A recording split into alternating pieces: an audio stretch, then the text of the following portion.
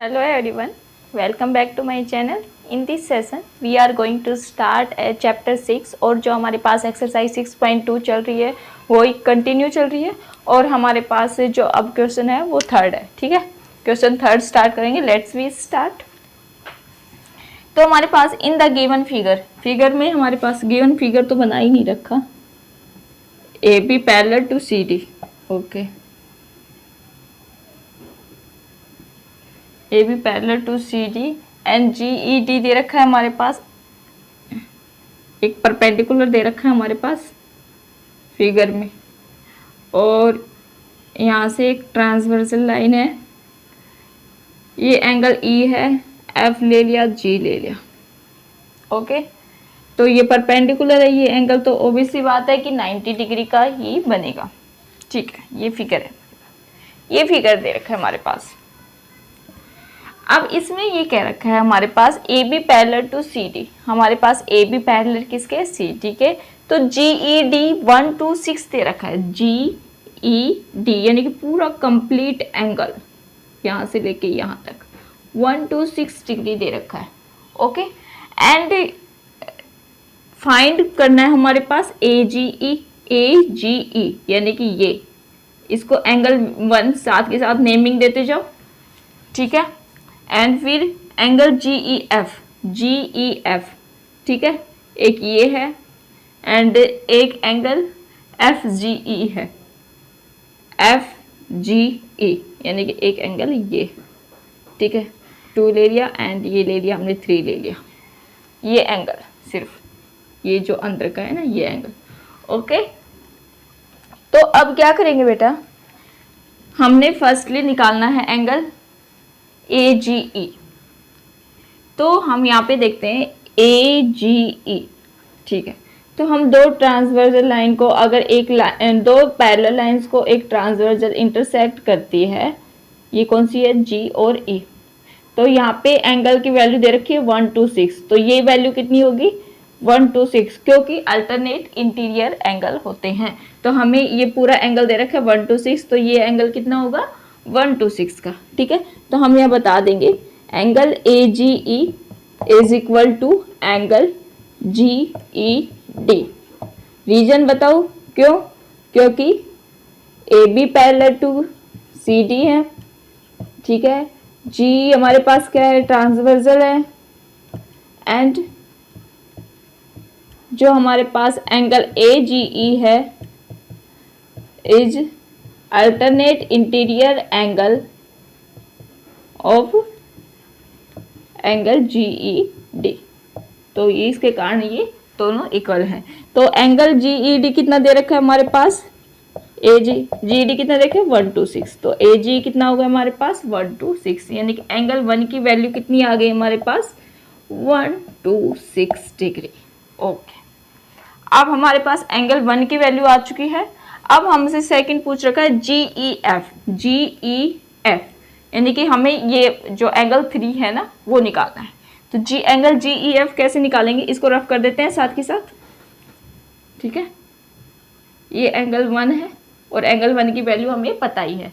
अब angle G E F निकालना है। कैसे निकालेंगे बेटा?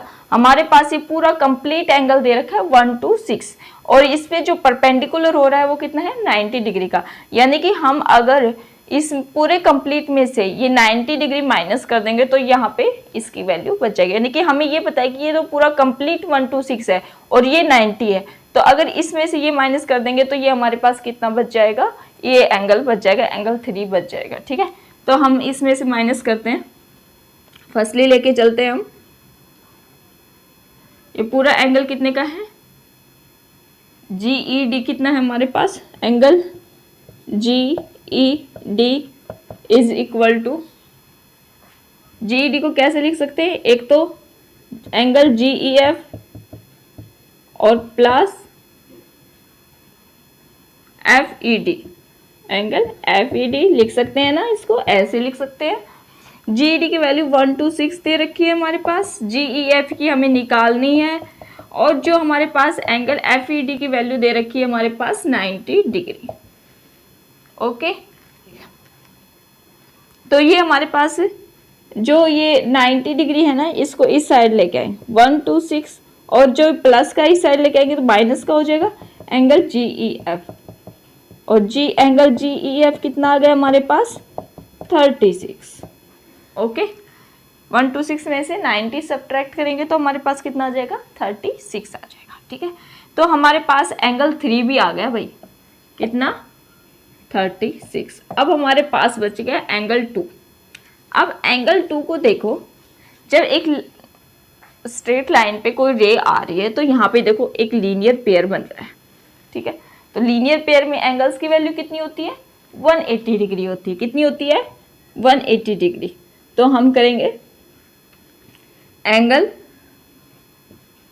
AGE plus angle FGE is equal to 180 degree, क्योंकि पूरा रीजन क्या दोगे, क्योंकि ये लीनियर पेयर बना रहा है। ओके, अब हमारे पास इसको हमने एंगल 1 मान रखा है, ये एंगल 2 मान रखा है और 180। ओके, तो एंगल 1 कितना है हमारे पास 126 है। ठीक है, plus angle 2 is equal to 180। 1 और एंगल 2 कितना दे रखा है हमारे पास 180 हो गया।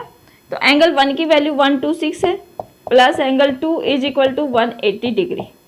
तो एंगल 2 कितना आ गया 180, और इसको इस साइड लेके आएंगे तो माइनस का हो जाएगा 126।